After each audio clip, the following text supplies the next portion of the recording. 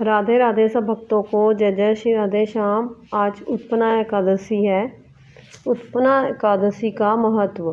धर्मराज युधिष्ठिर कहने लगे कि हे भगवान, मैंने कार्तिक शुक्ल एकादशी अर्थात प्रबोधिनी एकादशी का सविस्तार वर्णन सुना। अब आप कृपा करके मुझे मार्गशीर्ष माह के कृष्ण पक्ष की एकादशी के विषय में भी बतलाइए।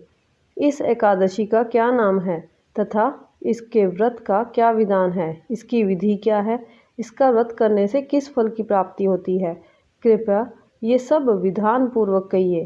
भगवान श्री कृष्ण बोले, मार्गशीर्ष माह के कृष्ण पक्ष में आने वाली इस एकादशी को उत्पन्ना एकादशी कहा जाता है। ये व्रत शंखोद्वार तीर्थ में स्नान करके भगवान के दर्शन करने से जो फल प्राप्त होता है उसे उसके बराबर पुण्य मिलता है। व्रत करने वाले भक्त को चोर, पाखंडी, पर स्त्रीगामी, निंदक, मिथ्याभाषी तथा किसी भी प्रकार के पापी से बात नहीं करनी चाहिए। इसका महात्म्य मैं तुमसे कहता हूँ, ध्यानपूर्वक सुनो। उत्पन्ना एकादशी व्रत कथा। युधिष्ठिर कहने लगे कि हे भगवान, आपने हजारों यज्ञ और लाख गोदान को भी एकादशी व्रत के बराबर नहीं बताया, सो ये तिथि सब तिथियों से उत्तम कैसे हुई, बताइए। भगवान कहने लगे, हे युधिष्ठिर, सतयुग में मूर नाम का दैत्य उत्पन्न हुआ। वह बड़ा बलवान तथा भयानक था।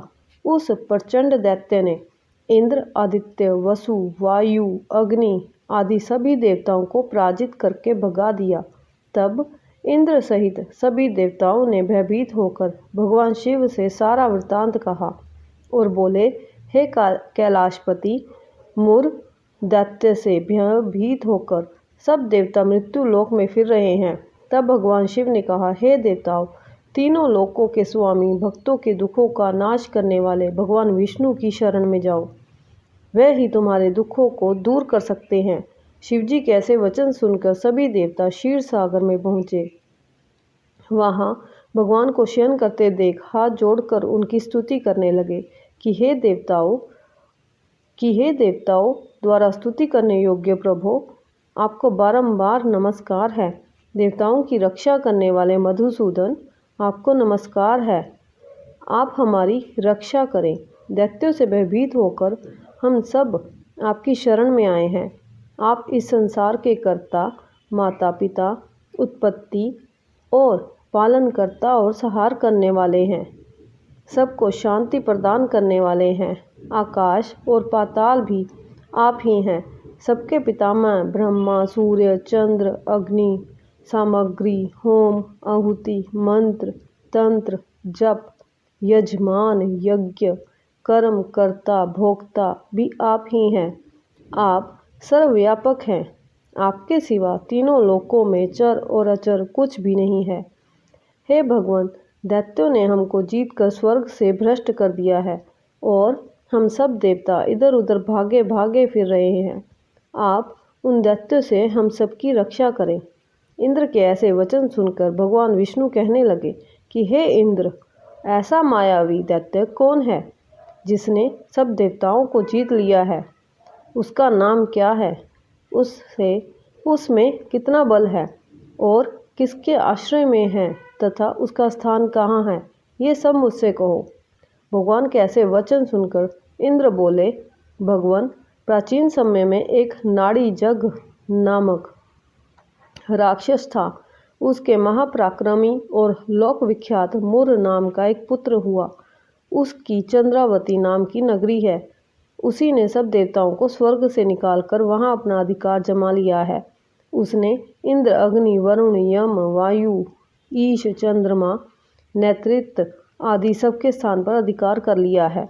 सूर्य बनकर स्वयं ही प्रकाश करता है, स्वयं ही मेघ बन बैठा है और सबसे अजय है। हे असुर निकंदन, उस दुष्ट को मारकर देवताओं को अजय बनाइए। ये वचन सुनकर भगवान ने कहा, हे देवताओं, मैं शीघ्र ही उसका संहार करूँगा। तुम चंद्रावती नगरी जाओ। इस प्रकार कहकर भगवान सहित सभी देवताओं ने चंद्रावती नगरी की ओर प्रस्थान किया। उस समय जब दैत्य मूर सेना सहित युद्ध भूमि में गरज रहा था, उसकी भयानक गर्जना सुनकर सभी देवता भय के मारे चारों दिशाओं में भागने लगे। जब स्वयं भगवान रणभूमि में आए तो दैत्य उन पर भी अस्त्र शस्त्र आयुध लेकर दौड़े। भगवान ने उन्हें सप्र के समान अपने बाणों से बींध डाला। बहुत से दैत्य मारे गए, केवल मुर बचा रहा। वह अविचल भाव से भगवान के साथ युद्ध करता रहा। भगवान जो भी तीक्ष्ण बाण चलाते वह उसके लिए पुष्प सिद्ध होता। उसका शरीर छिन्न भिन्न हो गया, किंतु वह लगातार युद्ध करता रहा। दोनों के बीच मल्ल युद्ध हुआ। 10,000 वर्ष तक उनका युद्ध चलता रहा, किंतु मुर नहीं हारा। थक कर भगवान बद्री का आश्रम चले गए। वहाँ हेमवती नामक सुंदर गुफा थी। उसमें विश्राम करने के लिए भगवान उसके अंदर प्रवेश कर गए। ये गुफा 12 योजन लंबी थी और उसका एक ही द्वार था। विष्णु भगवान वहाँ योग निद्रा की गोद में सो गए। मुर भी पीछे पीछे आ गया और भगवान को सोया देखकर मारने को उद्यत हुआ।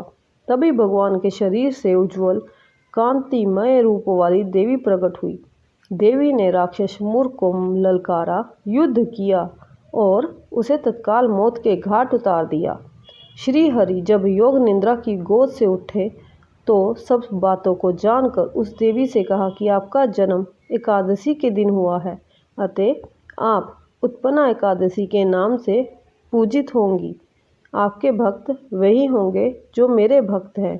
जय श्री हरि। बोलो श्री राधे श्याम की जय। जय श्री राधे श्याम, राधे श्याम, राधे श्याम। इस तरह जो भी एकादशी का व्रत करता है वो विष्णु भगवान को अति प्रिय है। जय जय श्री राधे श्याम।